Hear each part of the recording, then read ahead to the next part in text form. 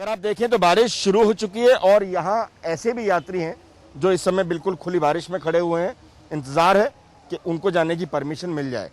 कहाँ से आए हैं आप लोग? हम लोग दिल्ली से आए हैं, लेकिन हम लोग कहना चाहते हैं कि जहाँ पे गाड़ी की पासिंग है ऋषिकेश के पीछे, वहीं पे पहले ही वहाँ से गाड़ी पास करके ना आगे भेजी जाए तो यात्रियों को इतना परेशान भी नहीं होना पड़ेगा और जाम भी नहीं लगेगा। हम सुबह 10 बजे से वहाँ पे पासिंग करा के और यहाँ आए हुए हैं। अब यहाँ के 7 बज गए हैं और अब लोग अभी तक यहीं पहुँचे हैं, सिर्फ 13 किलोमीटर ऋषिकेश से, सिर्फ जाम की वजह से। तो वहीं हमें रोक देते तो हम वापस चले जाते हैं वहाँ से। आप एक एक करके बताएंगे तो ज्यादा अच्छा रहेगा। यदि वहीं रोक दिया जाए और वहाँ से पासिंग ही ना की जाए, गाड़ी को आगे जाने की इजाजत ही ना दी जाए तो जाम ही लगेगा ही नहीं। क्या नाम है आपका? मैं डॉक्टर गीता कंसल बात कर रही हूँ।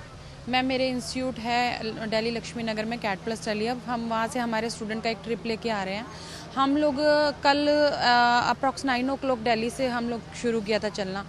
उसके बाद हम अर्ली मॉर्निंग 4 बजे के आसपास यहाँ ऋषिकेश पहुँच गए हैं और तब से अभी तक मतलब स्टिल हम लोग कल मतलब मॉर्निंग 4 बजे से लेके और अभी तक हम यहाँ पर पहुँच पाए हैं।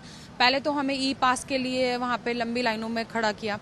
अगर इस तरह की सिचुएशंस थी कि ऊपर नहीं जाना अलाउड है तो वहाँ ई पास के लिए ही लाइन नहीं करवाना चाहिए था और वहीं पे बोल देना चाहिए था कि नहीं, आगे के लिए 4 धाम यात्रा बंद कर दी गई है। क्योंकि डे टाइम से ही मतलब ऑलमोस्ट नाइट से ही रेन बहुत चल रही है वहाँ पे। ऊपर हम सुन रहे हैं क्योंकि हमारे कुछ स्टूडेंट्स वहाँ पे पहले भी गए हुए हैं तो बता रहे हैं कि काफ़ी हैवी रेन हो रहा है।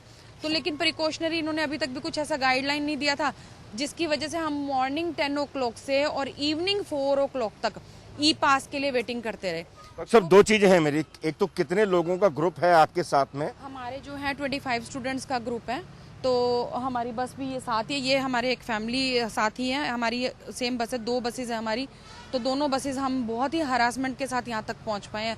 और अभी उसके बाद वो स्टिल बोल रहे हैं कि अब ये भी समझ नहीं आ रहा कि हम वापस जाएं या कहाँ जाएं। ना नाइट स्टे का कुछ है, ना कोई अरेंजमेंट है, ना कुछ है।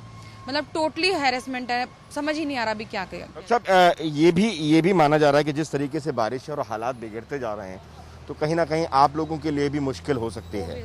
हाँ, हम सिक्योरिटी पर्पस के लिए मैं आपकी बात से एग्री कर रही हूँ, बट रेनफॉल जो हो रही है और जो हैवी रेन का आ रहा है और सर्कुलर जिस तरह से हमें एक्चुअली पहले से ही वेदर फोरकास्ट की साइड से हमें न्यूज़ में था कि 18 और 19 को हैवी रेन है।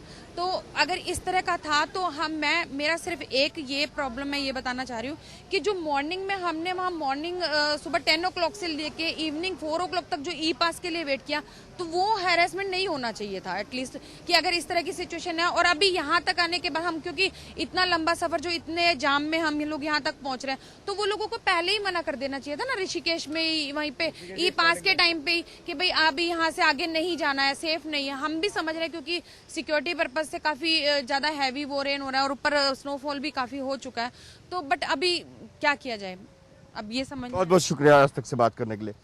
परेशानी दोनों तरफ है। एक तरफ जहां मौसम का अलर्ट है, बारिश की वजह से लोगों को रोका जा रहा है, तो वहीं दूसरी ओर यात्री भी बेहद परेशान हैं। उनका सिर्फ एक ही कहना है कि अगर ऐसा ही था तो कम से कम उन्हें हरिद्वार या ऋषिकेश में ही रोक देना चाहिए था।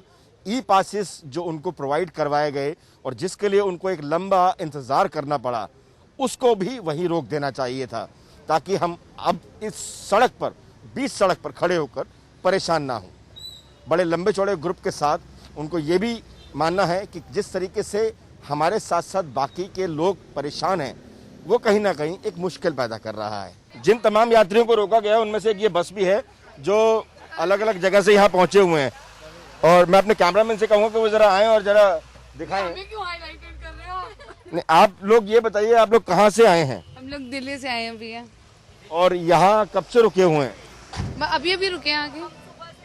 नहीं, यहाँ पे तो हम मतलब ऐसे तो हम दिल्ली से कल रात से चले थे, अभी रुके यहाँ पर अभी हैं। तो ये यहाँ तो मना कर दिया गया आगे जाने के? कर दिया गया, बट हमारी कोशिश ये है कि अगर जाने दें तो बहुत अच्छा होगा, क्योंकि हम कल रात के चले हुए, हमारी 2 रातें खाली हो चुकी हैं ऑलरेडी। और भी लोग हैं यहाँ पर। क्या नाम है आपका? मेरा नाम गरिमा है और हम कल से चले हुए हैं, बहुत थक भी गए हैं। सुबह वापस भी भेज दिया था, फिर हम दोबारा आए इधर, अब दोबारा बोल रहे हैं वापस जाओ। गरिमा, आप लोग कहाँ की यात्रा के लिए निकले हुए हैं? पूरा फैमिली है ये? हाँ, हम केदारनाथ के लिए निकले हुए हैं, केदारनाथ जाना चाहते हैं हम। पहली बार यात्रा पे निकले हैं? हाँ जी। आप लोगों को ये बताया गया है कि अलर्ट घोषित कर दिया गया है और हालात बहुत खराब हैं? हमें अभी पता चला है कि अलर्ट घोषित कर दिया गया है। यहाँ पर ऐसे भी लोग हैं जिनको मालूम नहीं है, हालांकि ये सूचना अगर पहले से दी जाती तो शायद सड़क पर इस कंडीशन में इन यात्रियों को नहीं रहना पड़ता। क्या नाम है आपका? साक्षी। साक्षी, पहली बार यात्रा पे निकले? हाँ जी। तो अभी तो ये हालात ऐसे हैं कि आप आगे जा नहीं सकते हैं। अभी हमें, जैसे कि हमें कल रात से ही हम चले हुए हैं, तो हमें अभी पता चला है कि हाई अलर्ट है, या तो फिर ये पीछे ही रोक देना चाहिए था, इतना हम सफ़र ही ना करते। इन्फॉर्म कुछ नहीं किया था इन लोगों ने हमें। बच्चे हैं साथ में और ये पूरा एक ग्रुप है, दिल्ली से आया हुआ ग्रुप है, यात्रा के लिए जाना चाहता है। बहुत से लोग इसमें ऐसे भी हैं जो पहली बार यात्रा के लिए निकले हैं, लेकिन अभी जो हालात हैं, हालात को देखते हुए यहाँ पर पूरी तरह से ब्रेक लगा दिया गया है और साफ तौर पर यह कहा गया है कि आगे यात्रा के लिए किसी भी हालात में 2 दिन तक जाने की परमिशन नहीं दी जाएगी। मैं इस समय चारधाम यात्रा मार्ग पर हूं। अगर आप मेरे सामने अगर इधर देखते रहेंगे तो एक लंबी सी कतार आपको नजर आएगी, जो हजारों की तादाद में गाड़ियां हैं जिनको अलर्ट के मद्देनजर नीचे आने के आदेश दिए गए थे और वो लगातार नीचे आ भी रही हैं।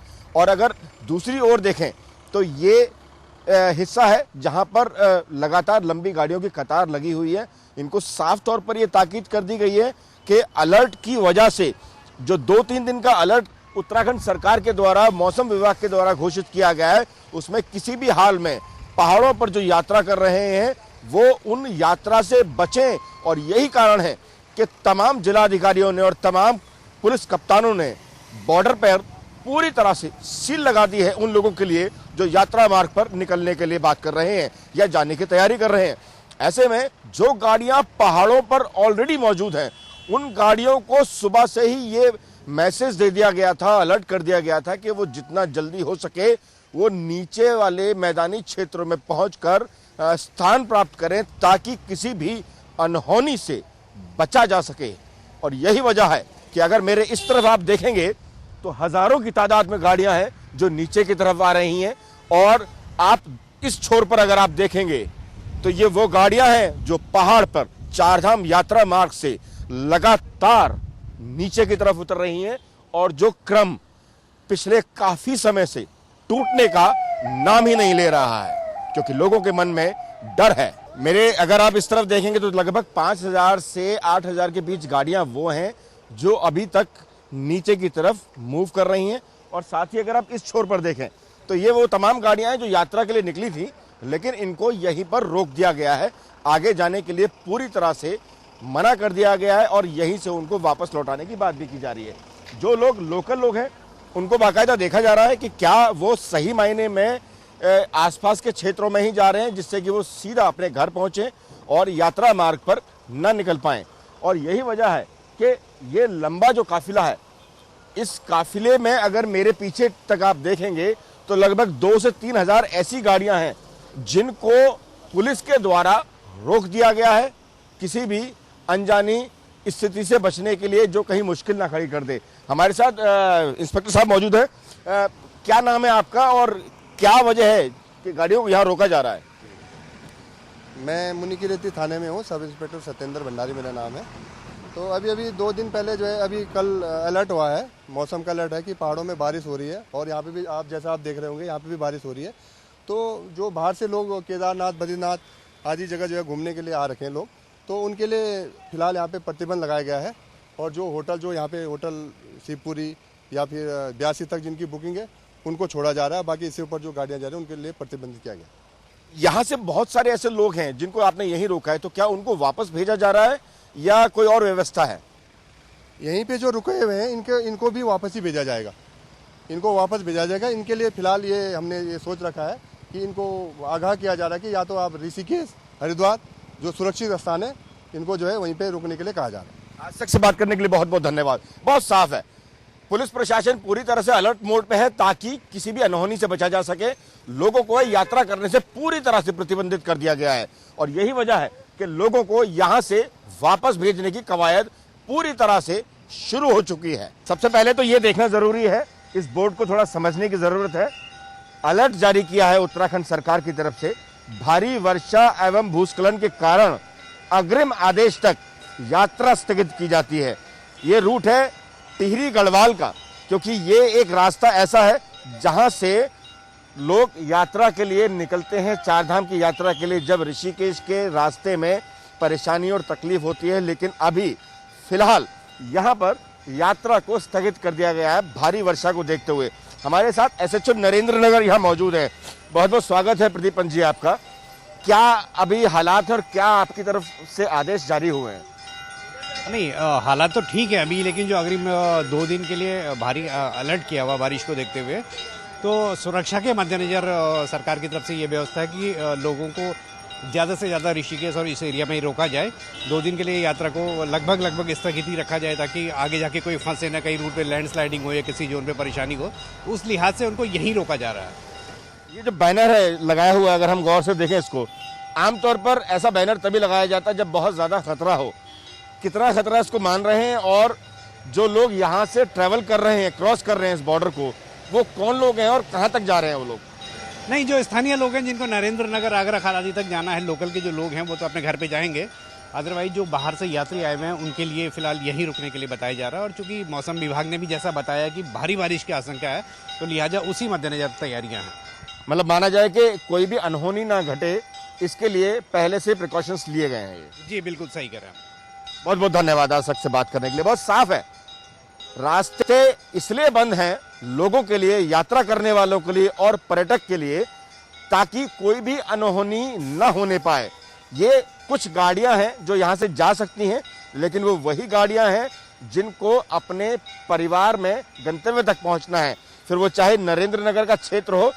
लेकिन बाकी के सभी यात्रा मार्गों को पूरी तरह से बंद कर दिया गया है, जिसके आदेश उत्तराखंड सरकार की तरफ से जारी हो चुके हैं। कैमरामैन प्रवेश राणा के साथ दिलीप सिंह राठौड़, टिहरी गढ़वाल, आज तक।